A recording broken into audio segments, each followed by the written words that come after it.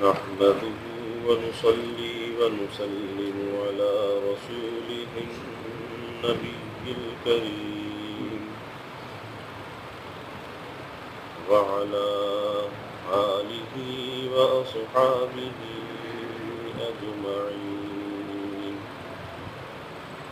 اللهم صل على سيدنا ومولانا محمد وعلى آل سيدنا ومولانا محمد وبارك وسلم صلاة وسلاما كثيرا كثيرا. أما بعد فأعوذ بالله من الشيطان الرجيم. بسم الله الرحمن الرحيم. كل نفس ذائقة الموت ثم إلينا ترجعون. قال النبي صلى الله عليه وسلم أكثر ذكر هازم اللذات الموت، أو كما قال عليه الصلاة والتسليم. صدق الله العظيم وصدق رسوله النبي الكريم، ونحن على ذلك لمن الشاهدين والشاكرين، والحمد لله رب العالمين. توفیق الہی اپنے مرشد پاک کی برکت سے صبح کی اس نشست میں نفس سے پیدا ہونے والی جو خرابیاں ہیں، یا وہ خرابیاں جس کے ذریعے سے انسان کے دل میں بگاڑ پیدا ہوتا ہے، انسان کے قلب میں فساد آتا ہے، تو ان خرابیوں پر بات چل رہی تھی کہ زبان کے راستے سے انسان کے دل میں بگاڑ آتا ہے، آنکھ کے راستے سے انسان کے دل میں بگاڑ آتا ہے، اسی طرح ان کانوں کے راستے سے انسان کے دل میں بگاڑ آتا ہے، اور متاثر جو ہوتا ہے وہ انسان کا دل ہوتا ہے، اور اس دل کی حفاظت یہ بہت ضروری ہے کہ اس دل سے اغیار کو نکالنا چاہیے، اغیار سے اس دل کو خالی کرنا چاہیے. اور آج اغیار سے اس دل کو خالی کرنے کا ہمیں فکر نہیں. بہت سے فکر ہیں، لیکن اس دل سے اللہ کا غیر نکل جائے، آج اس چیز کا فکر نہیں. کسی نے کہا کہ ادھر دیکھا ادھر دیکھا، اسے دیکھا اسے دیکھا، نہ دیکھا یار کو اغیار میں، دیکھا تو کیا دیکھا. نہ دیکھا یار کو اغیار میں، دیکھا تو کیا دیکھا. کہ وہ یار تو ہر جگہ پہ موجود ہے، ہر موقع پر موجود ہے، لیکن نظروں میں اغیار اس درجے سمایا ہوا ہے کہ ان اغیار میں اس کو یار نظر ہی نہیں آتا. اور جب یار نظر نہیں آتا، کہیں زبان پھسل جاتی ہے، زبان بہک جاتی ہے، کہیں پر یہ آنکھ بہک جاتی ہے، کہیں پر یہ کان بہک جاتے ہیں، کیونکہ اس کو یار نظر نہیں آ رہا. اغیار ہی اغیار اس کے اندر بسے ہوئے ہیں، اور اغیار ہی اغیار ہر طرف نظر آ رہے ہیں، لیکن یار نظر نہیں آتا. اب یہ یار ہمیں کس طرح سے نظر آئے اور کس طرح سے اپنے اس تعلق کو بڑھایا جائے، اس دوستی کو کس طرح سے بڑھایا جائے. اور یہ جو غفلت ہمارے اندر ہے، یہ غفلت کس طریقے سے دور ہو؟ اس کے لیے جو سب سے بڑا مراقبہ تعلیم کیا گیا وہ ہے مراقبہ موت، کہ ایک انسان اپنے مرنے کو یاد کرے، آنکھ قابو میں نہیں، زبان قابو میں نہیں، دل دماغ کی سوچ قابو میں نہیں، یہ کان قابو میں نہیں، یعنی ایسی لذتیں لگی ہوئی ہیں، آنکھ کی لذت ہے، زبان کی لذت ہے، کان کی لذت ہے، سوچ کی لذت ہے کہ سوچ کر بھی مزے لے رہا ہے۔ اب ان لذتوں سے پیچھا کس طرح سے چھڑایا جائے؟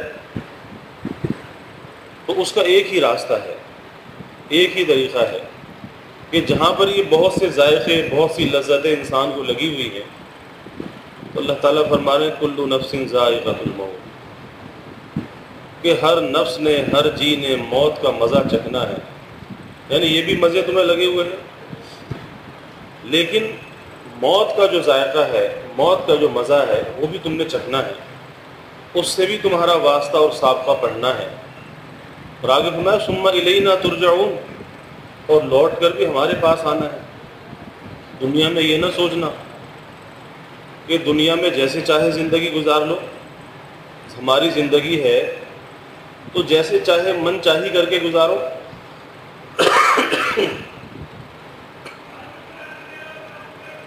تو یہ زندگی ہماری نہیں، یہ تو اللہ کی ایک امانت ہے، اللہ کا ایک عطیہ ہے۔ تو فرما دیا کہ اس بھول کے اندر مبتلا نہ رہنا کہ ہماری زندگی ہے جیسے چاہے گزار لیں اور آگے کوئی پوچھنے والا نہیں، کوئی حساب لینے والا نہیں، ایسا نہیں ہے۔ ارے ایک باپ اپنے بیٹے کو 1000 بھی دیتا ہے خرچ کرنے کے لیے تو حساب لیتا ہے کہ کہاں خرچ کر کے آیا۔ تو جس اللہ نے اتنی لمبی زندگی دی ہے، کیا وہ اللہ حساب نہیں لے گا؟ کیا وہ ایسے ہی چھوڑ دے گا؟ یہ تو ایک بھول ہے، یہ تو ایک غفلت ہے کہ انسان اس دھوکے کے اندر مبتلا رہے کہ جیسے چاہے زندگی گزار لو۔ فرمایا کہ لوٹ کر تو ہمارے پاس آنا ہے، اور جب لوٹ کر ہمارے پاس آؤ گے تو پھر تم سے ایک ایک چیز کا حساب پوچھا جائے گا۔ اپنی عمر عزیز کے بارے میں پوچھا جائے گا کہ اس کو کہاں گزار کر آئے، یہ جوانی کی قوتیں کہاں پر بوسیدہ کر کے آئے، مال کو تم نے کہاں سے کمایا، مال کو کہاں پہ خرچ کیا، اپنے علم پر تم نے کتنا عمل کیا، سارے سوال ہوں گے۔ اب اس میں سب چیزیں آ گئی، ان سوالوں میں سب چیزیں آ گئی، تو ہر چیز کے بارے میں سوال ہوگا، پوچھ ہوگی۔ پھر انسان اس وقت پچھتائے گا کہ کہاں میں نفس کی خواہشات کا بندہ بنا رہا، کہاں میں نفس کی پیروی کرتا رہا اور یار کے ہوتے ہوئے اغیار میں مبتلا رہا، یار کی طرف تو متوجہ ہی نہ ہوا۔ بھائی اس وقت پچھتانے سے کچھ حاصل نہیں ہوگا۔ اللہ کے حبیب صلی اللہ علیہ وسلم نے صحابہ سے پوچھا کہ جانتے ہو عقل مند کسے کہتے ہیں؟ عقل مند کی کیا پہچان ہے؟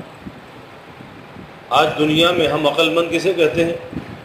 جو زیادہ جھوٹ بولنا جانتا ہو، چرب زبان ہو، دھوکہ دینا جانتا ہو، جھوٹ بول کر دھوکہ دے کر اپنا سودا بیچ دیتا ہو، جس نے ناجائز ذرائع سے مال بنا لیا ہو، کہتے ہیں بڑی ترقی کر لی، تھوڑے عرصے میں بہت ترقی کر لی، بڑا عقل مند آدمی ہے۔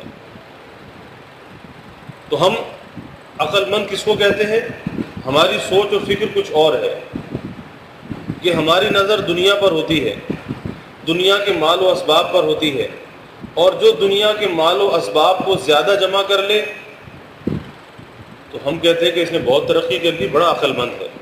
یعنی اس دنیا کے کوڑا کرکٹ کو جو زیادہ جمع کر لے تو ہمارے نزدیک معیار یہ ہے عقل مندی کا کہ وہ زیادہ عقل مند ہے۔ اور ایک حدیث میں اللہ کے حبیب صلی اللہ علیہ وسلم فرماتے ہیں کہ انسان زیادہ جینا چاہتا ہے، دنیا میں زیادہ رہنا چاہتا ہے، لیکن فرمایا کہ اس کے لیے جلدی چلے جانا بہتر ہے، اور یہ زیادہ مال کو جمع کرنا چاہتا ہے۔ آپ نے فرمایا کہ کم مال میں حساب کم دینا ہوگا۔ تو آج جس چیز کو ہم عقل مندی کی علامت اور شناخت بنا لیتے ہیں، تو اللہ کے حبیب صلی اللہ علیہ وسلم فرماتے ہیں کم مال میں حساب کم دینا ہوگا۔ تو آپ نے صحابہ سے پوچھا کہ جانتے ہو عقل مند کسے کہتے ہیں؟ صحابہ نے کہا کہ اللہ اور اس کا رسول بہتر جانتے ہیں۔ تو آپ صلی اللہ علیہ وسلم نے عقل مند کی پہچان بیان فرمائی۔ عقل مند کی پہچان کیا ہے؟ پہلی پہچان یہ بیان فرمائی عقل مند کی، آج ہم میں سے ہر شخص بھی اپنی عقل مندی کا دعوے دار ہے، مدعی ہے عقل مندی کا کہ جی میں سب سے زیادہ عقل مند ہوں، مجھ سے زیادہ کوئی عقل مند نہیں۔ ہر آدمی چاہے وہ زندگی کے کسی طبقے سے تعلق رکھنے والا ہو، لیکن مدعی عقل ضرور ہے، عقل کا دعوے دار ضرور ہے کہ میں سب سے زیادہ قابل باصلاحیت، چاہے آتا کچھ بھی نہ ہو۔ تو اللہ کے حبیب صلی اللہ علیہ وسلم نے عقل مند کی پہچان بیان فرما دی۔ پہلی پہچان یہ بیان فرمائی کہ عقل مند وہ ہے جو اپنے نفس کی خواہشات کا اتباع نہ کرے، اپنے نفس کی خواہشات کو چھوڑ دے، اللہ کی خواہشات پر چلے، اللہ کی خواہشات پر زندگی کو گزارے۔ فرمائے کہ یہ عقل مند ہے، اللہ کی خواہشات پر چلنے والا عقل مند، نفس کی خواہشات کو چھوڑنے والا عقل مند۔ اب اس معیار پر ذرا آدمی اپنی عقل مندی کو پرکھ لے، اس کسوٹی پر جانچ لے کہ اللہ کی خواہشات پر چلنے والا ہے یا نفس کی خواہشات پر چلنے والا ہے۔ اگر اللہ کی خواہشات پر چلنے والا ہے تو بھائی یہ عقل مند ہے، اور اگر نفس کی خواہشات پر چل رہا ہے، اللہ کی خواہشات کی کوئی پرواہ نہیں کرتا، تو پھر اس سے بڑا بے وقوف دنیا میں کوئی نہیں۔ پھر یہ عقل مند کہاں سے ہوا؟ تو پہلی پہچان یہ بیان فرمائی کہ جو اپنے نفس کی خواہشات کو چھوڑ دے، ترک کر دے۔ کس لیے ترک کر دے؟ اللہ کے حکموں کے آگے ترک کر دے، اللہ کی مرضیات کے آگے ترک کر دے۔ اور دوسری پہچان یہ بیان فرمائی جو مرنے سے پہلے مرنے کی تیاری کرے، موت سے پہلے اس کی تیاری کرے۔ اور حقیقت یہی ہے کہ ایک آدمی کو دنیا میں کوئی سفر درپیش ہوتا ہے تو اس دنیا کے سفر کے لیے کتنے دن پہلے سے تیاری کرتا ہے؟ کسی کو کراچی جانا ہے، لاہور جانا ہے، اسلام آباد جانا ہے، تو کتنے دن پہلے سے وہ سفر ذہن پہ سوار ہو جاتا ہے کہ مجھے سفر کرنا ہے، اس کی بکنگ، اس کے لیے جانے کا انتظام، پیسے کا انتظام، یعنی وہ فکر سوار ہے کہ یہ کام کرنا ہے، جانا ہے، سفر پر جانا ہے، سفر کی تیاری کرنی ہے۔ گھر میں ایک شور برپا ہے جی سفر کی تیاری کرنی ہے۔ تو دنیا کے سفر میں تو یہ انسان کی کیفیت ہے کہ ایک چھوٹا سا سفر بھی انسان کے حواس کے اوپر سوار ہو جاتا ہے اور کسی وقت وہ حواس سے ہٹتا نہیں۔ تو بھائی یہ موت بھی ایک اٹل حقیقت ہے اور ایک ایسا سفر ہے کہ اس سفر پہ ہم میں سے ہر ایک نے جانا ہے، اور جو بھی دنیا میں آیا ہے اس کو اس منزل سے گزرنا ہے۔ تو کیا جس طرح دنیا کا سفر ہمارے حواس پر سوار ہو جاتا ہے، اس کی فکر غالب ہو جاتی ہے، کیا موت کی فکر اور اس موت والے سفر کی فکر کیا اس درجے ہمارے اوپر غالب ہے؟ کیا کبھی 24 گھنٹے کے اندر، کیا کبھی کوئی لمحہ ہماری زندگی میں ایسا بھی آتا ہے کہ ہم یہ سوچ اور فکر ہم پر غالب ہوتی ہو کہ ہم نے مرنا بھی ہے، ہم نے اللہ کے پاس جانا بھی ہے، اور موت کی منزل سے ہمارا واسطہ اور سابقہ پڑھنا بھی ہے؟ کیا کبھی ایسا ہوتا ہے؟ اکثر نہیں ہوتا۔ یہ زندگی کے شب و روز، یہ ماہ و سال جو ہے گزر رہے ہیں اور بہت تیزی کے ساتھ گزر رہے ہیں۔ آپ اسی رمضان کی مثال لے لیجئے کہ ابھی ایک شور تھا کہ رمضان آ رہا ہے، آ رہا ہے، آ رہا ہے، رمضان کی آمد ہے، رمضان کا انتظار تھا، لیکن آج 28واں روزہ ہو گیا، رمضان رخصتی کے قریب آ گیا۔ یعنی کس تیزی کے ساتھ ہماری زندگی کے یہ دن گزر رہے ہیں، گردش ایام کتنی تیز ہے۔ اور اگر ہم اور اپنے ماضی کو تو جانے دیں، اگر ہم اپنا احتساب کرنے کے لیے ہم 1 مہینے ہی کا حساب کر لیں کہ اس 1 مہینے میں ہم نے کیا کیا، اس 1 مہینے سے اپنی زندگی کا اندازہ لگا لیں کہ رمضان میں ہر آدمی کے دل میں نیکی کا جذبہ اور شوق پیدا ہوتا ہے۔ تو ایک ایسے مہینے میں جس مہینے میں اللہ نے یہ خاصیت رکھی ہے کہ انسان کی طبیعت نیکی کی طرف چلتی ہے، تو ہماری نیکیوں کے اندر کتنا اضافہ ہوا، دنیا سے ہماری محبت میں کتنی کمی واقع ہوئی، آخرت کا فکر کتنا ہم پر غالب ہوا؟ ہم صرف 1 مہینے کا اگر اندازہ کر لیں تو اندر سے جواب وہی آتا ہے کہ ہم نے کوئی فکر نہیں کی۔ اس کا سبب یہ ہے کہ ہم نے موت کو ایسے سمجھ رکھا ہے کہ موت دوسروں کو تو آئے گی لیکن ہم کو نہیں آئے گی۔ موت کو بھول گیا دیکھ کے جینے کی بہار، جینے کا مزہ ایسا لگا کہ موت کو بھول گیا دیکھ کے جینے کی بہار، یعنی جی اپنے ہاتھوں سے مردوں کو دفن کرتا ہے، غسل دیتا ہے، نماز جنازہ پڑھتا ہے۔ بہت سے لوگ ہاتھوں کے اندر جان دے دیتے ہیں، سامنے ہمارے ان کی روح پرواز کر جاتی ہے، انسان دیکھتا ہے، دل پہ چوٹ بھی لگتی ہے، افسوس اور صدمہ بھی ہوتا ہے، اچھا بھلا انسان تھا، اچانک چلا گیا۔ سب کچھ کرنے کے بعد لیکن اپنے بارے میں انسان غفلت میں مبتلا ہوتا ہے کہ میں ایسا ہی رہوں گا۔ یہی تو بھائی ایک دھوکہ ہے۔ اور اللہ کے حبیب صلی اللہ علیہ وسلم نے کیا فرمایا کہ لذتوں کو قطع کرنے والی چیز موت کو کثرت سے یاد کرو۔ یہ دنیا کی لذتیں ہیں، یہ دنیا کے مزے ہیں جو انسان کو اللہ سے غافل کر رہے ہیں اور اللہ سے دور کر رہے ہیں، اور جتنا انسان اپنے اللہ سے دور ہوتا ہے اتنا دنیا کے اندر پھنستا چلا جاتا ہے، اور یہ دنیا اس کے گرد اپنا شکنجہ کستی چلی جاتی ہے۔ اس طریقے سے یہ نرغے اور گھیرے کے اندر آ جاتا ہے کہ پھر سوچتا ہے کہ بچوں کس طرح سے، بچنے کا راستہ کون سا ہے؟ ارے بھائی، اس سے پہلے انسان کو اپنی آخرت کی فکر کرنی چاہیے۔ اللہ کے حبیب صلی اللہ علیہ وسلم نے حضرت ابن عمر رضی اللہ تعالیٰ عنہ کا شانہ جھنجھوڑ کر کہا، کن فی الدنیا کأنک غریب، کہ دنیا میں اس طرح رہ جیسے مسافر ہے، او عابر سبیل، اور اس سے بڑھ کے بات فرمائی کہ اس طرح رہ جیسے کہ راہ گزر ہوتا ہے۔ یعنی مسافر کی پھر کوئی منزل ہوتی ہے کہ کہیں پر گیا تو کچھ دن کے لیے ٹھہر گیا، لیکن جو راہ گزر ہوتا ہے ٹرانزٹ والا، کہ ایک ملک سے کہیں کسی ملک کے لیے سفر کیا، راستے میں کسی ایئرپورٹ پر چند گھنٹے کے لیے ٹھہرا، ٹرانزٹ میں ٹھہرا، اگلی منزل پر روانہ ہو گیا، تو فرمایا کہ تمہاری تو وہ مثال ہے کہ تم دنیا میں ایک راہ گزر کی طرح ہو۔ اور حدیث میں واقع آتا ہے کہ ایک مرتبہ اللہ کے حبیب صلی اللہ علیہ وسلم ایک چٹائی پر آرام فرما رہے تھے۔ جب آپ نیند سے بیدار ہوئے تو صحابہ نے دیکھا کہ آپ کے جسم الطف پر چٹائی کے نشان پڑے ہوئے، چٹائی کے نشان آپ کے بدن مبارک پر۔ صحابہ نے جب یہ منظر دیکھا تو بے چین ہو گئے کہ ہمارے محبوب صلی اللہ علیہ وسلم کے بدن پر چٹائی کے نشان۔ اور پھر صحابہ کو محبت کس درجے کی تھی، تو کہا یا رسول اللہ صلی اللہ علیہ وسلم، یہ قیصر و کسریٰ کے بادشاہ یہ عالیشان محلات میں رہتے ہیں، نرم نرم بستروں پہ سوتے ہیں، تو آپ تو اس کے زیادہ مستحق ہیں، آپ کے لیے کیا ہم کوئی نرم بستر نہ بنا دیں؟ آپ نے کیا فرمایا کہ مجھے اس دنیا سے کیا کام، مجھے اس دنیا سے کیا غرض؟ کون فرما رہے ہیں؟ 2 جہاں کے سردار ہیں، تمام انبیاء کے سردار ہیں، کہ مجھے اس دنیا سے کیا واسطہ، میرا اس دنیا سے کیا تعلق؟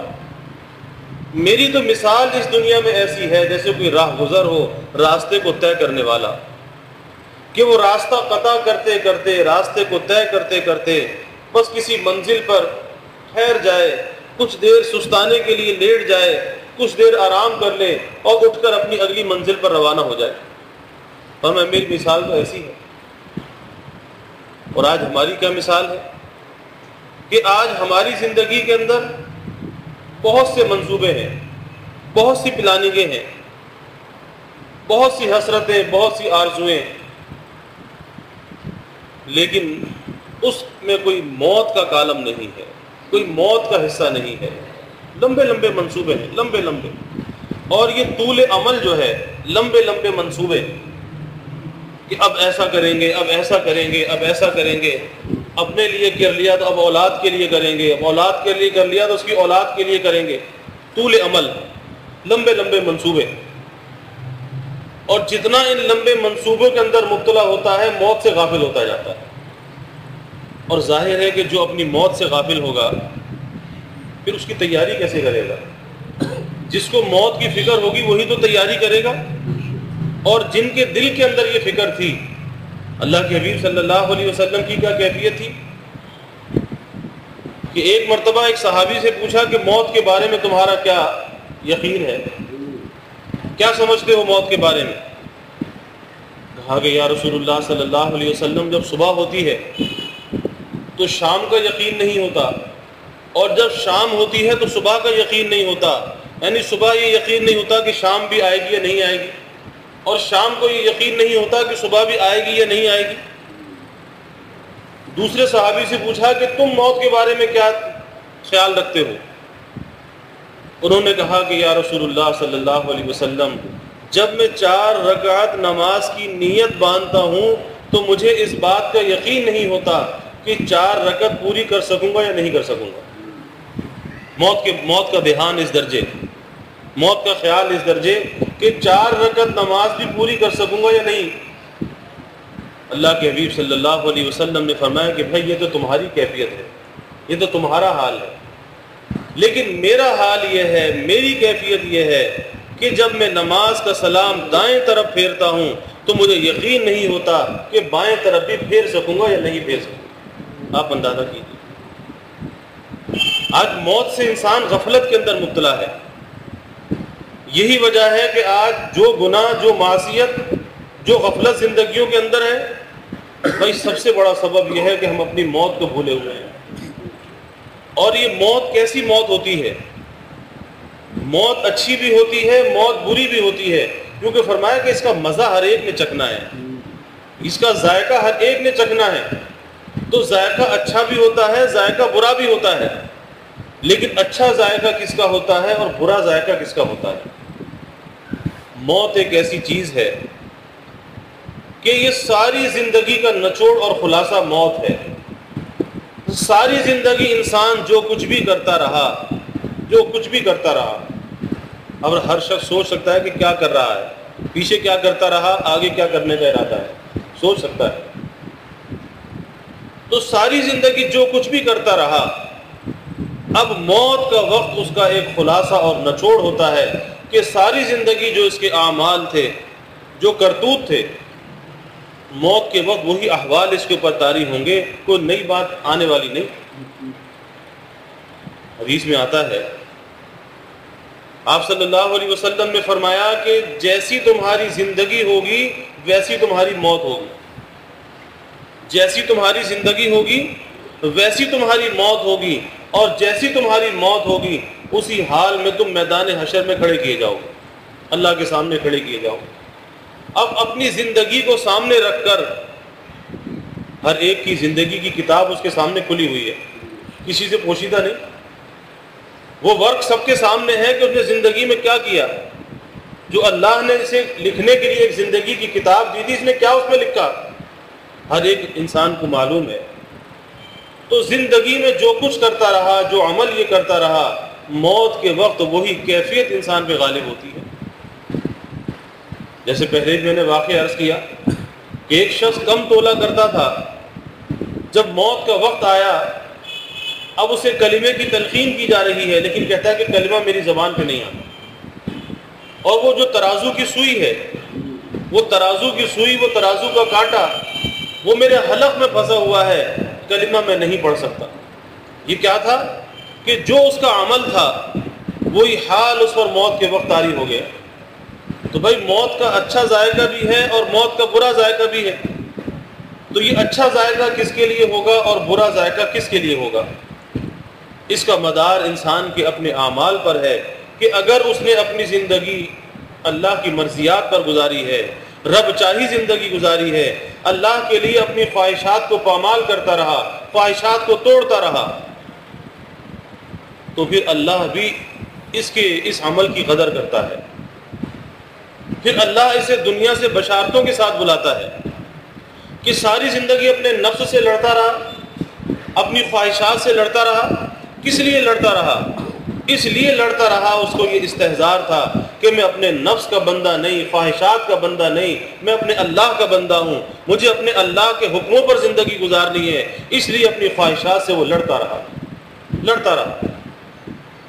تو پھر اللہ بھی اس کا اکرام کرتا ہے، اللہ دنیا سے بشارتوں کے ساتھ بلاتا ہے، موت کے وقت خوشخبری دی جاتی ہے، یا ایتھا النفس المطمئنہ ارجعی الی ربک راضیۃ مرضیہ، اس کو خوشخبری دی جا رہی ہے کہ چل اے اطمینان والی جان، چل اپنے رب کی طرف، اور رب کی طرف تو جانا ہی ہے سب نے، لیکن کس حال میں چل، کہ تیری کیفیت کچھ اور ہے، جانا تو سب نے ہے لیکن تیری کیفیت دوسروں سے الگ ہے، تو اس حال میں اپنے رب کی طرف چل کہ تو رب سے راضی اور رب تجھ سے راضی۔ اللہ نصیب فرما دے کہ اللہ تجھ سے راضی اور تو اللہ سے راضی، تو اس حال میں اپنے رب کی طرف چل۔ یعنی موت کے وقت جو ہے بشارتیں دی جا رہی ہیں، خوشخبری کے ساتھ اسے دنیا سے بلایا جا رہا ہے، اور جسے یہ خوشخبری ملتی ہے، موت کے وقت بشارتیں ملتی ہیں، ان بشارتوں کو دیکھتا بھی ہے، ان بشارتوں کو سنتا بھی ہے، تو بھائی اسے پھر موت کی تکلیف کا احساس نہیں ہوتا، موت کی تکلیف کا احساس نہیں ہوتا، ورنہ ایک انسان تصور نہیں کر سکتا کہ موت کی تکلیف کیسی تکلیف ہے۔ ایک صحابی فرماتے ہیں کہ اگر کوئی مردہ قبر سے نکل کر موت کی تکلیف کو بیان کر دے، موت کی کیفیت کو بیان کر دے کہ موت کی تکلیف کیسی ہوتی ہے، یہ تو اسی کو پتہ چلتا ہے جو اس سے گزر جاتا ہے، کہ کوئی مردہ قبر سے نکل کر موت کی اس کیفیت کو بیان کر دے کہ وہ موت کی کیفیت کیسی ہے، وہ تکلیف کیسی ہے۔ فرمایا کہ انسان اپنا کھانا پینا چھوڑ دے، اس کی زندگی اجیرن ہو جائے، دنیا کے اندر رہنا مشکل ہو جائے کہ موت کی تکلیف کیسی تکلیف ہے۔ لیکن کس کے لیے وہ موت آسان ہے؟ کہ جو اپنی خواہشات کو ترک کر کے زندگی گزارتا ہے، اللہ کی رضا کے ساتھ زندگی گزارتا ہے، بھائی موت اس کے لیے پھر بہت آسان موت ہوتی ہے۔ اور آسان تو کیا ہوتی ہے؟ پھر دل کے اندر یہ خواہش موجود ہوتی ہے کہ کب وہ وقت آئے اور کب اس قفس سے جان چھوٹے اور کب اپنے رب سے ملاقات ہو۔ پھر جب انسان اللہ کی رضا کے ساتھ زندگی گزارتا ہے تو پھر موت جیسی تلخ حقیقت کہ جس کے نام سے انسان گھبراتا ہے، پریشان ہو جاتا ہے، لیکن جو اللہ کے مقبول بندے ہیں پھر وہ اس کی آرزو کرتے ہیں، ارے وہ وقت کب آئے گا کہ اس قفس سے جان چھوٹے گی، اللہ سے ملاقات ہوگی، اللہ کے سامنے جائیں گے۔ لیکن بھائی اس کا مدار ساری زندگی کے اعمال پر ہے، ساری زندگی کے اعمال پر ہے۔ حضرت رابعہ بصریہ رحمۃ اللہ علیہا بڑے درجے کی خاتون گزری ہیں، بہت بڑی اللہ والی، اللہ کی ولیہ، اور خواجہ حسن بصری رحمۃ اللہ علیہ کی یہ مرید بھی تھی۔ بعد انتقال کے جس میں آتا ہے کہ جب مردے کو دفن کر دیا جاتا ہے اور ابھی وہ دفن کرنے والے 40 قدم بھی دور نہیں جاتے کہ وہ منکر نکیر سوال پوچھنے کے لیے آ جاتے، تمہارا رب کون، تمہارا دین کیا، تمہارے پاس جو شخصیت بھیجی گئی اس کے بارے میں کیا جانتے ہو، سوال کیے جاتے۔ اب جس شخص نے اللہ کی رضا پہ زندگی گزاری ہوگی، ارے وہ وہی کہے گا کہ میرا رب اللہ ہے۔ جس نے اسلام کے تقاضوں کو پورا کیا ہوگا، ان تقاضوں کو سمجھا ہوگا، وہ کہے گا کہ میرا دین اسلام ہے۔ اور جس نے رسول اللہ صلی اللہ علیہ وسلم کے طریقوں سے محبت کی ہوگی، آپ کے طریقوں پر چلا ہوگا، آپ کے طریقوں کو محبوب رکھا ہوگا، اپنی زندگی کے اندر جاری کیا ہوگا، وہ کہے گا کہ وہ شخصیت، وہ گرامی قدر شخصیت ہمارے نبی صلی اللہ علیہ وسلم۔ اور جس نے ان کاموں کو نہیں کیا ہوگا، اللہ سے بھی دور رہا، دین سے بھی دور رہا، سنتوں کو بھی پامال کرتا رہا، نبی کی محبت سے یہ دل خالی رہا، وہ کہے گا لا ادری، میں نہیں جانتا، میں نہیں جانتا، میں نہیں جانتا۔ آپ اندازہ کیجیے۔ تو حضرت رابعہ بصریہ رحمۃ اللہ علیہا جب انتقال کے بعد دفن کیا گیا، قبر میں فرشتے آ گئے، پوچھتے ہیں تمہارا رب کون، تمہارا دین کیا؟ اب وہ سوال کرتے ہیں، یہ پوچھتے ہیں کہ تم کون ہو؟ فرشتے بھی پریشان کہ ہم اس سے سوال کرتے ہیں، یہ ہم سے سوال کرتی ہے، تم کون ہو، کہاں سے آئے ہو؟ کہنے لگے کہ ہم فرشتے ہیں۔ کہاں سے آئے ہو؟ کہا کہ آسمان سے آئے ہیں۔ پوچھا کہ آسمان اور زمین کا فاصلہ کتنا ہے؟ تو بتایا کہ آسمان اور زمین کا اتنا اتنا فاصلہ ہے۔ اچھا، اتنا طویل فاصلہ طے کر کے آئے ہو؟ تو جب اتنا طویل فاصلہ طے کر کے آئے ہو تو کیا تم اپنے اللہ کو بھول گئے؟ کیا اپنے اللہ کو بھول گئے؟ کہا کہ نہیں، اللہ کو تو نہیں بھولے۔ تو فرمانے لگی کہ جاؤ اپنا کام کرو، جب تم اتنا طویل فاصلہ طے کر کے آئے، اپنے اللہ کو نہیں بھولے، تو میں 1.5 گز زمین میں نیچے آنے کے بعد کیا اپنے اللہ کو بھول جاؤں گی؟ جاؤ اپنا کام کرو۔ اب فرشتے پریشان ہیں۔ اللہ نے کہا کہ بھائی چھوڑ دو، یہ ہماری پیاری بندی ہے، چھوڑ دو، اس سے سوال نہ کرو۔ تو بھائی یہ زندگی کیسے یہ زندگی بنی؟ یہ زندگی نفس کی خواہشات کو پامال کرنے سے بنی، نفس کی خواہشات کو پامال کرنے سے بنی۔ کسی نے پوچھا حضرت رابعہ بصریہ رحمۃ اللہ علیہا سے کہ آپ شادی کیوں نہیں کرتی؟ کہنے لگی کہ مجھے فکر ہے، اگر تم میری اس فکر کا علاج کر دو تو پھر مجھے کیا انکار ہے، اور اس فکر کے ساتھ میں شوہر کے حق کو ادا نہیں کر سکتی۔ اور وہ فکر کیا فکر ہے کہ قیامت کے دن ایک گروہ جو ہوگا فرما برداروں کا ہوگا اور ایک گروہ نافرمانوں کا ہوگا، تو مجھے یہ فکر ہے کہ قیامت کے دن بھی اعلان ہوگا وَامْتَازُوا الْيَوْمَ أَيُّهَا الْمُجْرِمُونَ، کہ مجرموں آج تم نیک لوگوں سے الگ ہو جاؤ۔ تو مجھے یہ بتا دو کہ میں کس میں شامل ہوں گی، میرا حشر کس کے ساتھ ہوگا؟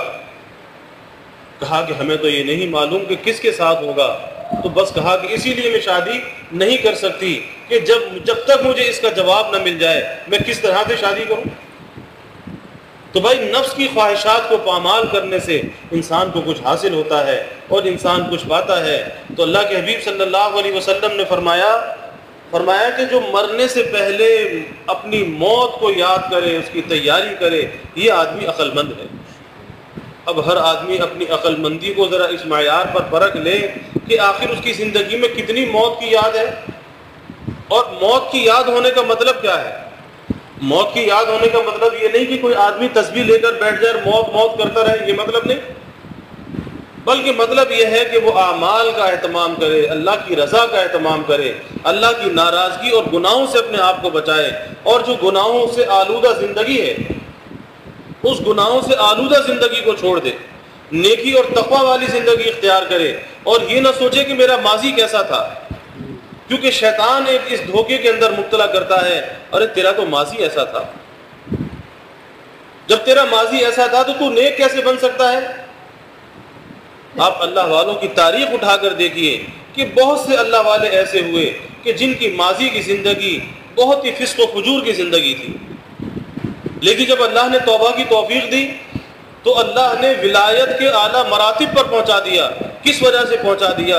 ارے بھائی پکی سچی توبہ کی وجہ سے پہنچا دیا، نیکی کے اہتمام کی وجہ سے پہنچا دیا، کہ جب دل کے اوپر چوٹ لگی اور اس دل کی آنکھیں کھلی اور پھر ان برائیوں کو ترک کیا، اللہ سے وعدہ کیا اور ایک نئی زندگی کا آغاز کیا، اللہ نے ولایت کے اعلیٰ درجات پر پہنچا دی۔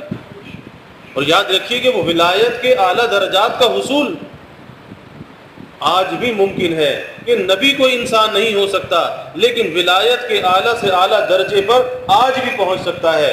وہ ولایت کے دروازے کھلے ہوئے ہیں، وہ کسی کے نبوت کا دروازہ تو بند ہو گیا کہ اب حضور صلی اللہ علیہ وسلم نبی آخر الزماں، آپ کے بعد کوئی نبی نہیں آئے گا، لیکن ولایت کے دروازے بھائی کھلے ہوئے ہیں، اور ولایت کا ہر درجہ انسان حاصل کر سکتا ہے، اور اختیاری بھی ہے، غیر اختیاری نہیں، اختیاری ہے کہ آدمی اختیاری اعمال کے اندر لگ جائے، پھر دیکھے کہ اللہ اسے کس طرح سے ترقیات عطا فرماتا ہے۔ بشر حافی رحمۃ اللہ علیہ کا واقعہ آتا ہے کہ شراب کے عادی تھے، شراب کے نشے میں دھت شراب خانے میں پڑے رہتے تھے۔ ایک مرتبہ کہیں راستے سے گزر رہے تھے، ایک کاغذ کا چھوٹا سا ٹکڑا پڑا ہوا تھا، اس پہ لکھا تھا بسم اللہ الرحمن الرحیم، تو تھے تو شراب کے نشے میں، لیکن اتنا شعور تھا کہ یہ میرے اللہ کا نام ہے۔ بس اس کاغذ کے ٹکڑے کو اٹھایا، اس کو چوما، آنکھوں سے لگایا اور کہیں کسی کپڑے میں لپیٹ کر کسی ادب اور احترام کی جگہ پہ رکھ دیا، یعنی اللہ کے نام کا اکرام کیا، اللہ کے نام کا اکرام کیا۔ ایسی حالت میں بھی اللہ کے نام کی عظمت دل میں تھی کہ یہ میرے اللہ کا نام ہے، زمین پر پڑا ہوا ہے۔ اللہ کو یہ ادا پسند آ گئی۔ حضرت جنید بغدادی رحمۃ اللہ علیہ اپنے زمانے کے کتنے بڑے اولیاء اللہ میں سے ہوئے۔ اللہ تعالیٰ کی طرف سے الہام ہو رہا ہے کہ ہمارا وہ بندہ شراب خانے میں پڑا ہے، اسے نکال کر لاؤ۔ ایک دفعہ الہام ہوا، اس کو ٹال دیا۔ آدمی سوچتا ہے کہ شراب خانے میں کیسے جائے، کل کو اسی پر تہمت لگ جائے کہ یہ بھی پی کر آ رہا ہے، اور پھر نیک آدمی ہو اور ایسا اللہ والا ہو، وہ کس طرح سے شراب خانے میں جائے۔ پھر دوبارہ الہام ہوا، پھر دوبارہ اس کو ٹالا۔ تیسری دفعہ شدت کے ساتھ الہام ہوا کہ جاؤ ہمارے اس بندے کو نکال کے لاؤ اور اس بندے کو ہمارا سلام بھی پہنچاؤ۔ حضرت جنید بغدادی رحمۃ اللہ علیہ شراب خانے میں پہنچے، پوچھا کہ بھائی بشر کون ہے؟ کہا کہ وہ جو ستون کے ساتھ ٹیک لگائے بیٹھا ہے یہ بشر ہے۔ پاس پہنچے، مدہوش تھے، ہوش میں نہیں تھے۔ کان میں جا کر کہا کہ اللہ نے آپ کو سلام کہا ہے۔ کہا کہ میرے اللہ نے مجھے سلام کہا ہے، میرے اللہ نے مجھے سلام کہا ہے۔ بس ایک حال طاری ہو گیا، کیفیت طاری ہو گئی، میرے اللہ نے مجھے سلام، یعنی ایک ایسی چوٹ دل کے اوپر لگی کہ میں تو اتنا برا انسان، میں تو اتنا گنہگار انسان، میرے اللہ نے مجھے سلام کہا ہے، میرے اللہ نے مجھے سلام کہا ہے۔ دل پر ایک چوٹ لگی۔ حضرت جنید بغدادی رحمۃ اللہ نے فرمایا کہ چلو بھائی نکلو یہاں سے۔ اٹھ بھی نہیں سکتے تھے، چل بھی نہیں سکتے تھے، یعنی نشے میں اتنے دھت تھے، اتنے مدہوش تھے۔ حضرت جنید بغدادی رحمۃ اللہ علیہ اپنے کاندھے پر اٹھا کر شراب خانے سے نکال کر لائے۔ یہ کتنے بڑے اولیاء امت میں سے ہوئے، بشر حافی رحمۃ اللہ علیہ، کہ آج وہ دنیا کے اندر نہیں ہے لیکن آج ان کے خیر کے تذکرے دنیا کے اندر موجود ہیں۔ اور بھائی جو اللہ کے لیے اپنے کو مٹا دیتا ہے، جو اللہ کا بننا چاہتا ہے اور اللہ کا بن کے دنیا سے جاتا ہے، پھر وہ دنیا سے چلا جاتا ہے لیکن دنیا میں اس کے تذکرے رہ جاتے ہیں، اچھائی کے ساتھ تذکرے رہ جاتے ہیں، خیر کے ساتھ تذکرے رہ جاتے ہیں۔ آپ اولیاء امت کی تاریخ کو دیکھ لیجئے کہ آج وہ سینکڑوں برس ہو گئے، دنیا سے رخصت ہو گئے، لیکن اللہ کی رضا کے ساتھ گئے، اچھا نمونہ دنیا میں چھوڑ کر گئے۔ آج ان کے تذکرے دنیا کے اندر موجود ہیں، اور یوں تو لاکھوں کروڑوں اربوں انسان دنیا سے چلے گئے لیکن کوئی ان کو یاد کرنے والا نہیں، کوئی نام لینے والا نہیں۔ لیکن جو اللہ کے مقبول ہیں، اللہ بعد میں بھی ایسی مقبولیت عطا فرماتا ہے کہ ان کے حالات، ان کے واقعات انسانوں کے لیے نصیحت کا ذریعہ ہوتے ہیں اور انسانوں کے لیے کامیابی کا راستہ ہوتے ہیں۔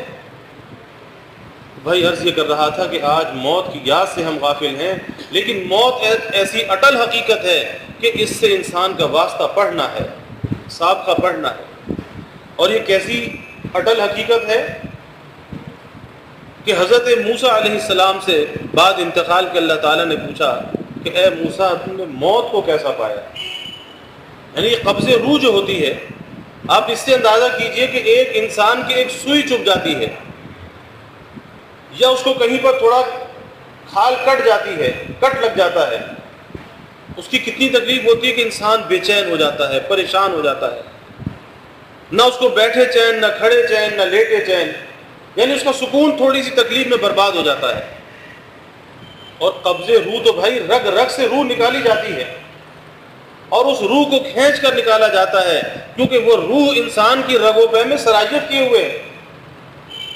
اب جب اس روح کو نکالا جاتا ہوگا تو کتنی تکلیف ہوتی ہوگی۔ تو حضرت موسیٰ علیہ السلام سے اللہ تعالیٰ نے پوچھا کہ اے موسیٰ تم نے موت کو کیسے پایا؟ حضرت موسیٰ علیہ السلام نے عرض کیا کہ یا اللہ میں نے موت کو ایسا پایا جیسے کسی زندہ پرندے کو، زندہ چڑیا کو، زندہ کو توے پر بھونا جاتا ہو، نہ اس کی جان نکلتی ہو، نہ اس کو اڑنے دیا جاتا ہو۔ اب کتنی تکلیف میں ہوگی کہ توے پر اسے بھونا جا رہا ہے اور وہ زندہ ہے، نہ اس کی جان نکلتی ہے، نہ اڑنے دیا جاتا ہے، اب کیسی تکلیف ہے؟ فرمایا میں نے موت کو ایسا پایا، یا فرمایا کہ میں نے موت کو ایسا پایا کہ کسی زندہ بکری کی کھال کو اتارا جائے، زندہ بکری کی، ذبح کرنے کے بعد نہیں، زندہ بکری کی کھال کو اتارا جائے تو اس کو کیسی تکلیف ہوگی کہ اس سے زیادہ تکلیف موت کی تکلیف کو پائے۔ کون فرمایا؟ اللہ کے برگزیدہ نبی ہیں، وہ یہ فرماتے ہیں کہ میں نے موت کو ایسا پایا۔ بھائی جب موت ایسی اٹل حقیقت ہے، حضرت علی رضی اللہ تعالی عنہ فرماتے ہیں کہ یک بارگی اگر 1000 تلواروں کے ساتھ کسی پر حملہ کیا جائے، یک بارگی کہ 1000 تلواروں سے کسی پر ایک ساتھ حملہ کیا جائے، فرمایا کہ موت کی تکلیف اس سے بڑھ کر تکلیف ہے، اس سے بڑھ کر تکلیف ہے۔ اور شداد بن اوس رضی اللہ تعالیٰ عنہ فرماتے ہیں کہ کسی کے بدن کو کینچیوں سے کاٹا جائے، موت کی تکلیف اس سے بڑھ کر تکلیف ہے۔ کسی زندہ انسان کو کسی کڑاؤ کے اندر پکایا جائے، موت کی تکلیف اس سے بڑھ کر تکلیف ہے۔ بھائی جب موت کی ایسی تکلیف ہے تو پھر اس موت کی راحت کا پہلے خیال کرنا چاہیے، لیکن آج ہم اپنی موت کو بھولے ہوئے ہیں اور اس دھوکے کے اندر مبتلا ہیں کہ اسی طرح جیتے رہیں گے۔ حضرت خواجہ صاحب رحمۃ اللہ علیہ فرماتے ہیں ہو رہی ہے عمر مثل برف کم، جیسے برف چپکے چپکے پگھلتی رہتی ہے، اسی طرح سے یہ زندگی بھی بھائی قطرہ قطرہ یہ پگھل رہی ہے، اور یہ قطرہ قطرہ ہمارے ہاتھ سے نکل رہا ہے، اور یہ ایک ایسی برف ہے کہ انسان اس کو روک کر نہیں رکھ سکتا۔ یعنی بہت سی چیزیں انسان کے پاس دنیا میں ایسی ہوتی ہیں، ساز و سامان ایسا ہوتا ہے کہ انسان رکھ دیتا ہے، آج استعمال نہیں کرتا، ایک ہفتے کے بعد استعمال کروں گا، ایک سال کے بعد استعمال کروں گا۔ کپڑے ہیں، انسان کہتا ہے آج نہیں پہنتا، ایک سال کے بعد پہنوں گا۔ تو بہت سی چیزیں ایسی ہیں کہ جس کو انسان روک سکتا ہے، رکھ سکتا ہے، لیکن یہ زندگی ایسی چیز ہے جس کے قابو کے اندر نہیں ہے۔ یہ تو ایسی برف ہے جو قطرہ قطرہ پگھل رہی ہے، اور ایک وقت ایسا آئے گا کہ وہ اس کا آخری قطرہ بھی اس کے ہاتھ سے نکل جائے، اور جب وہ آخری قطرہ بھی ہاتھ سے نکل جائے گا تو بھائی پھر سوائے پچھتاوے کے کچھ نہیں ہوگا۔ اس لیے خواجہ صاحب فرماتے ہیں کہ ہو رہی ہے عمر مثل برف کم، چپکے چپکے رفتہ رفتہ دم بدم، یعنی کوئی لمحہ ایسا نہیں کہ جب یہ برف پگھل نہ رہی ہو۔ اور سانس ہے ایک راہ روے ملک عدم، سانس ہے ایک راہ روے ملک عدم، کہ اس کا جو سفر ہے ایک ایسے ملک کی طرف قطع ہو رہا ہے، ملک عدم کی طرف، کہ جہاں پر جا کر انسان لوٹ کر واپس نہیں آتا۔ تو سانس ہے ایک راہ روے ملک عدم، اور دفعتاً ایک روز یہ جائے گا دم، ایک دن مرنا ہے آخر موت ہے، کر لے جو کرنا ہے آخر موت ہے۔ جو کھیلوں میں تو نے لڑکپن گنوایا، تو بد مستیوں میں جوانی گنوائی، تو پھر یوں سمجھ کے کل زندگانی گنوائی۔ انسان سوچتا ہے کہ ابھی تو میرا تفریح کا زمانہ ہے، ابھی تو میرا کھیل کود کا زمانہ ہے، ابھی تو میری عمر ہی کیا ہے۔ ارے بھائی انسان کی موت کا کسی کو معلوم نہیں، کہ یہ موت کا علم ایسا علم ہے کہ کسی انسان کو یہ علم نہیں دیا گیا کہ کب اس کی موت آئے گی، اور نہ دینے میں بھی اللہ کی یہ حکمت ہے کہ اگر انسان کو یہ پتا ہوتا کہ فلاں سال فلاں مہینے میں فلاں دن میری موت آنے والی ہے تو ساری زندگی اجیرم ہو جاتی۔ اب اس علم کو اللہ نے پوشیدہ رکھا، ایک انسان اچھا بھلا اپنے کاموں کے اندر مصروف ہے، اپنے کاروبار زندگی کو انجام دے رہا ہے، اچانک موت کا فرشتہ آتا ہے، قبض روح کر کے چلا جاتا ہے۔ لیکن اگر موت کا بتا دیا جاتا تو زندگی اجیرن ہو جاتی۔ لیکن ماں کے پیٹ سے جب انسان پیدا ہوتا ہے تو پیدا ہونے سے پہلے اسے پیغام دے دیا جاتا ہے کہ تیرا یہ نام ہوگا، تیرا یہ کام ہوگا، تیری اتنی عمر ہوگی۔ اسے وہ پیغام ماں کے پیٹ میں دے دیا جاتا ہے، پھر وہ دنیا کے اندر آتا ہے، اس سے پہلے دنیا میں نہیں آتا۔ تو نام بھی بتایا جاتا ہے، کام بھی بتایا جاتا ہے۔ کام کیا بتایا جاتا ہے؟ کہ تو نے دنیا میں اللہ کی رضا کے ساتھ رہنا ہے، اللہ کی رضا کے ساتھ زندگی کو گزارنا ہے۔ سکندر اعظم، الیگزینڈر جس کو تھا، سکندر اعظم جس کو کہتے ہیں، دنیا کا بہت بڑا فاتح تھا، لیکن دنیا کا سب سے بڑا فاتح نہیں تھا۔ بہت سے لوگ اسے دنیا کا سب سے بڑا فاتح کہتے ہیں کہ وہ دنیا کا سب سے بڑا فاتح تھا، حالانکہ یہ غلط ہی ہے۔ دنیا کے سب سے بڑے فاتح اگر ہیں تو سیدنا عمر رضی اللہ تعالی عنہ دنیا کے سب سے بڑے فاتح ہیں، لیکن وہ بھی اپنے زمانے میں بہت بڑا فاتح ہوا کہ لاکھوں مربع میل کا علاقہ اس نے فتح کیا، ایک جنون اس کے اوپر سوار تھا۔ لیکن جب اس کی موت کا وقت آیا تو اس نے یہ وصیت کی کہ بعد مرنے کے جب مجھے قبر میں دفن کیا جائے تو میرے یہ دونوں ہاتھ قبر سے باہر نکال دیے جائیں۔ پوچھا کہ بھئی کس وجہ سے؟ کہا کہ میں دنیا کو یہ پیغام دینا چاہتا ہوں کہ ایک ایسا شخص کہ جس نے لاکھوں مربع میل کا علاقہ فتح کیا، اور ظاہر ہے کہ جب فتوحات ہوتی ہیں تو مال و دولت بھی بہت آتا ہے، سونے چاندی جواہرات کے ڈھیر لگ گئے، اتنا مال و دولت بھی جمع ہوا، لیکن میں دنیا کو یہ پیغام دینا چاہتا ہوں کہ آج میں اس حال میں دنیا سے جا رہا ہوں کہ خالی ہاتھ جا رہا ہوں، میرے پاس آج کچھ بھی نہیں ہے، تو میرے یہ دونوں ہاتھ قبر سے باہر نکال دینا۔ آپ اندازہ کیجیے۔ تو بھائی یہ دنیا کا مال و دولت یہ کام آنے والا نہیں، یہ سب کچھ دنیا میں رہ جانے والا ہے۔ خواجہ صاحب فرماتے ہیں کہ کیسے کیسے گھر اجاڑے موت نے، کیسے کیسے بڑے بڑے نامور لوگ، بڑے بڑے نام والے کہ جن کا طوطی بولتا تھا، کہ جس کے سامنے کہتے ہیں کہ مکھی پر نہیں مار سکتی تھی، لیکن جب وہ موت کا فرشتہ آتا ہے اور وہ موت کا پنجہ جب گاڑ دیتا ہے تو پھر انسان چو بھی نہیں کر سکتا کہ ایسا کیوں ہو گیا۔ باتیں کیسے کیسے گھر اجاڑے موت نے اور کھیل کتنوں کے بگاڑے موت نے، اور پیل تن کیا کیا پچھاڑے موت نے، بڑے بڑے پہلوان، بڑے بڑے سر و قد والے، پیل تن کیا کیا پچھاڑے موت نے اور سر و قد قبروں میں گاڑے موت نے۔ ایک دن مرنا ہے آخر موت ہے، کر لے جو کرنا ہے آخر موت ہے۔ تو نے منصب بھی اگر پایا تو کیا، تو نے منصب بھی اگر پایا تو کیا، اور گنجے سیم و زر بھی ہاتھ آیا تو کیا، کہ یہ دنیا کا کوڑا کرکٹ، یہ مال و دولت بھی تو نے اگر جمع کر لیا تو کیا، سب کچھ پیچھے والوں کے لیے چھوڑ جائے گا، اور حساب تو تجھے آگے دینا پڑے گا، حساب تجھے دینا پڑے گا۔ ارے عیاشی تو پیچھے والے کریں گے، عیش پیچھے والے کریں گے، حساب تجھے دینا پڑے گا۔ ماتے گنج سیم و زر بھی ہاتھ آیا تو کیا، اور قصر عالی شاں بھی بنوایا تو کیا۔ یعنی کوئی شریعت منع نہیں کرتی کہ دنیا میں اچھے مکان میں نہ رہو، اچھا کھانا نہ کھاؤ، اچھا لباس نہ پہنو، اچھی سواری استعمال نہ کرو، شریعت منع نہیں کرتی۔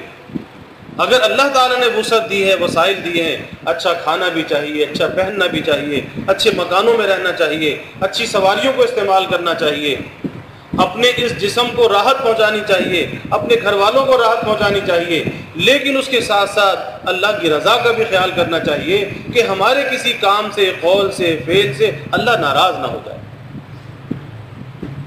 تو فرماتے ہیں کہ قصر عالی شان بھی بنوایا تو کیا، یعنی اللہ سے غافل ہو کہ تو نے عالی شان مکان بھی بنوا لیا تو کیا، تیرے کس کام آنے والا ہے۔ قصر عالی شان بھی بنوایا تو کیا، اور دبدبا بھی اپنا دکھلایا تو کیا۔ ایک دن مرنا ہے آخر موت ہے، کر لے جو کرنا ہے آخر موت ہے۔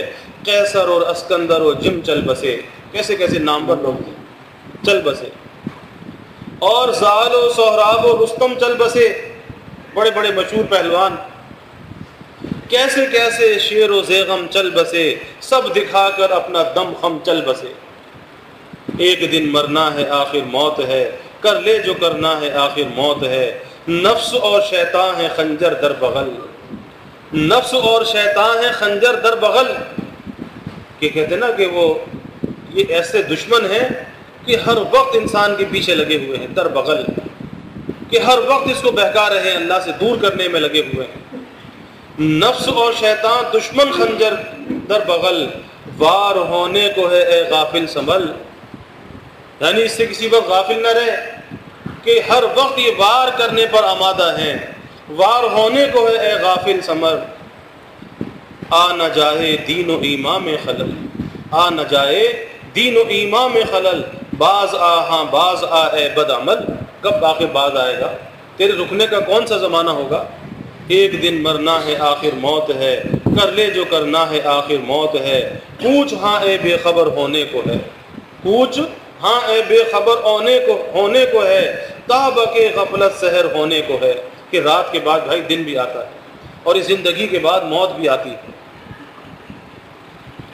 باندھ لے توشہ سفر ہونے کو ہے، باندھ لے توشہ سفر ہونے کو ہے، ختم ہر فرد بشر ہونے کو ہے، ختم ہر فرد بشر ہونے کو ہے، ایک دن مرنا ہے آخر موت ہے، کر لے جو کرنا ہے آخر موت ہے، دفعتاً جو سر پہ آ پہنچے اجل، دفعتاً جو سر پہ آ پہنچے اجل، پھر کہاں تو اور کہاں دارالعمل۔ پھر اگر کہے گا کہ ایک دفعہ سبحان اللہ کہنے کے لیے دنیا میں بھیج دیا جائے تو بھائی پھر موقع ملنے والا نہیں۔ دفعتاً جو سر پہ آ پہنچے اجل، پھر کہاں تو اور کہاں دارالعمل، جائے گا یہ بے بہا موقع نکل۔ آج جو موقع حاصل ہے جس کی آج ہم قدر نہیں کر رہے، تو جائے گا یہ بے بہا موقع نکل، پھر نہ ہاتھ آئے گی عمر بے بدل، پھر یہ عمر بے بدل ملنے والی نہیں۔ ایک دن مرنا ہے آخر موت ہے، کر لے جو کرنا ہے آخر موت ہے، تجھ کو غافل فکر عقبا کچھ نہیں، تجھ کو غافل فکر عقبا کچھ نہیں، کھانا دھوکا عیش دنیا کچھ نہیں، زندگی چند روزہ کچھ نہیں اس کا بھروسہ کچھ نہیں۔ اس پہ بھروسہ کیے بیٹھے ہو، یہ بھروسے والی چیز نہیں۔ ایک دن مرنا ہے آخر موت ہے، کر لے جو کرنا ہے آخر موت ہے یہ لطف و عیش دنیا چند روزہ، چند روز کا عیش ہے، چند روز کی مستی ہے، اور ہے یہ دور جام و مینا چند روز، دار فانی میں رہنا ہے چند روز، اب تو کر لے کار عقبا چند روز۔ اتنی زندگی گزار دی، ارے اب تو آخرت کے لیے کچھ کر لے، اپنی آخرت کے لیے کچھ جمع کر لے۔ ایک دن مرنا ہے آخر موت ہے، کر لے جو کرنا ہے آخر موت ہے یہاں سے جانا تجھ کو ایک دن، ہے یہاں سے جانا تجھ کو ایک دن، اور قبر میں ہوگا ٹھکانا ایک دن، منہ خدا کو ہے دکھانا ایک دن، اب نہ غفلت میں گنوانا ایک دن۔ پھر فرماتے ہیں کہ سب کے سب ہیں راہ روے کوئے فنا، سب کے سب ہیں راہ روے کوئے فنا، اور جا رہا ہے ہر کوئی سوئے فنا، یعنی ہر آدمی فنا کی طرف بڑھ رہا ہے کہ اللہ نے عدم سے وجود عطا فرمایا، اور اس وجود سے آدمی عدم کی طرف جا رہا ہے، اس کا سفر ایسی جانب رواں دواں ہے کہ جہاں جا کے واپس نہیں آتا۔ سب کے سب ہیں راہ روے کوئے فنا، جا رہا ہے ہر کوئی سوئے فنا، بہ رہی ہے ہر طرف جوئے فنا، آتی ہے ہر چیز سے بوئے فنا۔ اللہ وہ آنکھ عطا فرما دے کہ جس سے انسان کو یہ شناخت ہو کہ ہر چیز سے جو ہے وہ فنا کی بو آ رہی ہے۔ ایک دن مرنا ہے آخر موت ہے، کر لے جو کرنا ہے آخر موت ہے، چند روزہ ہے یہ دنیا کی بہار، چند روزہ ہے یہ دنیا کی بہار، دل لگا اس سے نہ غافل زی نہار، عمر اپنی نہ یوں غفلت میں گزار، ہوشیار اے محو غفلت ہوشیار۔ ایک دن مرنا ہے آخر موت ہے، کر لے جو کرنا ہے آخر موت ہے، آخرت کی فکر کرنی ہے ضرور، آخرت کی فکر کرنی ہے ضرور، جیسی کرنی ویسی بھرنی ہے ضرور۔ جو یہاں کرے گا وہی وہاں پہ پائے گا، گندم از گندم برویت جو سے جو، از مکافات عمل غافل مشو۔ ارے جو یہاں بوئے گا وہی وہاں پہ کاٹے گا۔ آخرت کی فکر کرنی ہے ضرور، جیسی کرنی ویسی بھرنی ہے ضرور، عمر یہ ایک دن گزرنی ہے ضرور، اور قبر میں میت اترنی ہے ضرور۔ ایک دن مرنا ہے آخر موت ہے، کر لے جو کرنا ہے آخر موت ہے، آنے والی کس سے ٹالی جائے گی۔ جب وہ آئے گی پھر انسان بے بس بے کس، بیوی بچے مال دولت اسباب سب کچھ موجود، لیکن کوئی کچھ کر نہیں سکتا، سب بے بس اور بے کس ہے۔ تو فرماتے آنے والی کس سے ٹالی جائے گی، اور جان ٹھہری جانے والی جائے گی، اور روح رگ رگ سے نکالی جائے گی، اور قبر میں روح رگ رگ سے نکالی جائے گی، اور تجھ پہ ایک دن خاک ڈالی جائے گی۔ یہ دنیا میں بڑا سر اٹھا کے چلتا تھا، اکڑ اکڑ کے چلتا تھا، دوسروں سے نفرت اور حقارت کرتا تھا، لیکن ایک وقت وہ بھی آنے والا ہے کہ تجھ پہ خاک ڈالی جائے گی۔ ایک دن مرنا ہے آخر موت ہے، کر لے جو کرنا ہے آخر موت ہے، بہر غفلت یہ تیری ہستی نہیں، بہر غفلت یہ تیری ہستی نہیں، دیکھ جنت اس قدر سستی نہیں، دیکھ جنت اس قدر سستی نہیں، راہ گزر دنیا ہے یہ بستی نہیں۔ اللہ یہ حقیقت ہمیں سمجھا دے۔ حدیث شریف میں آتا ہے آپ صلی اللہ علیہ وسلم نے فرمایا کہ یہ دنیا مومن کا قید خانہ ہے، دنیا مومن کا قید خانہ ہے، اور اس کی قبر اس کے لیے جائے امن ہے، اور جنت اس کا ٹھکانہ ہے۔ اور کافر کی یہ دنیا جنت ہے، اور اس کی قبر اس کے لیے عذاب کی جگہ ہے، اور جہنم اس کا ٹھکانہ ہے۔ اب ہر آدمی سوچ لے۔ تو فرماتے ہیں کہ بحر غفلت یہ تیری ہستی نہیں، دیکھ جنت اس قدر سستی نہیں، راہ گزر ہے دنیا یہ بستی نہیں، جائے عیش و عشرت و مستی نہیں، ایک دن مرنا ہے آخر موت ہے، کر لے جو کرنا ہے آخر موت ہے، عیش کر غافل نہ تو آرام کر، عیش کر نہ تو غافل آرام کر، مال حاصل کر نہ پیدا نام کر، راہ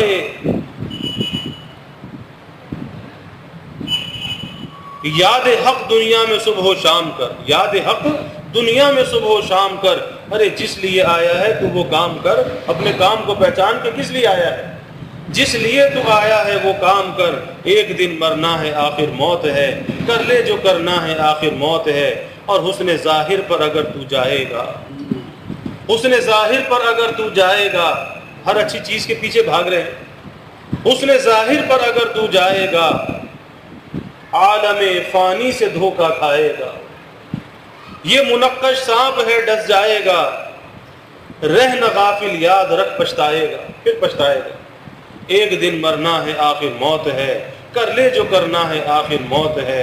ہم آتے کہ ہے دنیا کا تو ہو پروانہ تو، یعنی افسوس کہ تو دنیا کا پروانہ ہو اور کرے عقبا کی کچھ پرواہ نہ تو، کس قدر ہے عقل سے بیگانہ تو، اور اس پر بنتا ہے بڑا فرزانہ تو، اپنے کو بڑا قابل کہتا ہے، بڑا سمجھدار کہتا ہے، ایک دن مرنا ہے آخر موت ہے، کر لے جو کرنا ہے آخر موت ہے، دار فانی کی سجاوٹ پر نہ جا، نیکیوں سے اپنا اصلی گھر سجا، دار فانی کی سجاوٹ پہ نہ جا، نیکیوں سے اپنا اصلی گھر سجا، پھر وہاں چین کی بنسی بجا، کہ یہاں اگر تو نیک عمل کر کے گیا تو بھائی چین اور اطمینان سے وہاں پر ہوگا۔ انہو قد فاز فوزا من نجا، ایک دن مرنا ہے آخر موت ہے، کر لے جو کرنا ہے آخر موت ہے، کج رووں کی یہ چٹک اور مٹک، دیکھ کر ہرگز نہ رستے سے بھٹک۔ یہ دنیا میں ناچنے والے، گانے والے، یہ باجے، موسیقی، ہر چیز اپنی طرف انسان کو بلا رہی ہے، مائل کر رہی ہے، تو فرماتے کج رووں کی یہ چٹک اور مٹک، دیکھ کر ہرگز نہ رستے سے بھٹک، ساتھ ان کا چھوڑ ہاتھ اپنا جھٹک، اور بھول کر ہرگز نہ ان کے پاس پھٹک، ایک دن مرنا ہے آخر موت ہے، کر لے جو کرنا ہے آخر موت ہے، کر تو پیری میں نہ غفلت اختیار، کر تو پیری میں نہ غفلت اختیار، کے بڑھاپا آ گیا اور اس بڑھاپے کے اندر بھی اب راستے پر آنے کے لیے تیار نہیں، تو آخر کب تو اپنے آپ کو صحیح راستے پر ڈالے گا؟ کر تو پیری میں نہ غفلت اختیار، زندگی کا اب کچھ نہیں اعتبار، کہ اس بڑھاپے کے بعد اب جو منزل ہے وہ تو قبر کی منزل ہے، تو زندگی کا نہیں کچھ اعتبار، اور حلق پر ہے موت کے خنجر کی دھار، حلق پر ہے موت کے خنجر کی دھار، کر بس اب اپنے کو مردوں میں شمار، کر بس اب اپنے کو مردوں میں شمار، ایک دن مرنا ہے آخر موت ہے، کر لے جو کرنا ہے آخر موت ہے۔ بھائی یہ موت ایسی اٹل حقیقت ہے، اس سے واسطہ اور سابقہ پڑھنا ہے، پھر اس کی تیاری کا فکر بھی ہونا چاہیے، اور اس کی تیاری کا فکر یہی ہے کہ آدمی اپنے مرنے کو یاد رکھے، اور اس کے لیے بزرگوں نے مراقبہ موت تعلیم کیا کہ رات کو سونے سے پہلے آدمی اپنی موت کو یاد کر کے سوئے کہ میری موت کا وقت کیسا ہوگا، کس طرح سے قبض روح ہوگی، پھر کس طرح سے غسل کفن دیا جائے گا، نماز جنازہ پڑھی جائے گی، قبر میں لٹایا جائے گا، منکر نکیر آئیں گے، مجھ سے سوال پوچھیں گے، میرے پاس ان کے سوالوں کا کیا جواب ہوگا؟ میدان حشر قائم ہوگا، اللہ کے سامنے پیشی ہوگی، اللہ کے سامنے اعمال کا حساب ہوگا، کیا میرے پاس ایسے اعمال ہیں کہ میں اللہ کے سامنے پیش کر سکوں؟ دل میں ندامت پیدا ہوتی ہے، خوف پیدا ہوتا ہے، آدمی روزانہ اللہ کے سامنے توبہ کرے، استغفار کر کے سوئے، اللہ سے اپنا معاملہ صاف کر کے سوئے، اور آئندہ کے لیے عہد کر کے سوئے کہ یا اللہ میں آئندہ نیکی کے ساتھ زندگی گزاروں گا۔ تو اللہ تعالیٰ ہمیں اپنی موت کا دھیان بھی عطا فرمائے، اور اللہ تعالیٰ اس دنیا مردار کی محبت کو ہمارے دلوں سے نکال دے، اور آخرت کے فکر کو اللہ بیدار فرما دے۔ وآخر دعوانا ان الحمد للہ رب العالمین. الحمد للہ رب العالمین والعاقبۃ للمتقین والصلاۃ والسلام علی اشرف الانبیاء والمرسلین. اللهم صل على سيدنا ومولانا محمد وعلى آل سيدنا ومولانا محمد وبارك وسلم. ربنا آتنا في الدنيا حسنة وفي الآخرة حسنة وقنا عذاب النار. ربنا أتمم لنا نورنا واغفر لنا إنك على كل شيء قدير. اللهم أعنا على ذكرك وشكرك وحسن عبادتك. اللهم أعنا على غمرات الموت وسكرات الموت. اللهم أعنا على غمرات الموت وسكرات الموت. اللهم أعنا على غمرات الموت وسكرات الموت. اللهم أرنا الحق حقا وارزقنا اتباعه وأرنا الباطل باطلا وارزقنا اجتنابه. اللهم إنا نسألك العفو والعافية والمعافاة الدائمة في الدين والدنيا والآخرة والفوز بالجنة والنجاة من النار. اللهم إنا نسألك من خير ما سألك منه نبيك سيدنا محمد صلى الله عليه وسلم ونعوذ بك من شر ما استعاذك منه نبيك سيدنا محمد صلى الله عليه وسلم وأنت المستعان وعليك البلاغ ولا حول ولا قوة إلا بالله. وجزى الله عنا محمدا صلى الله عليه وسلم ما هو أهله وصلى الله تعالى وسلم على النبي الكريم. آمين برحمتك يا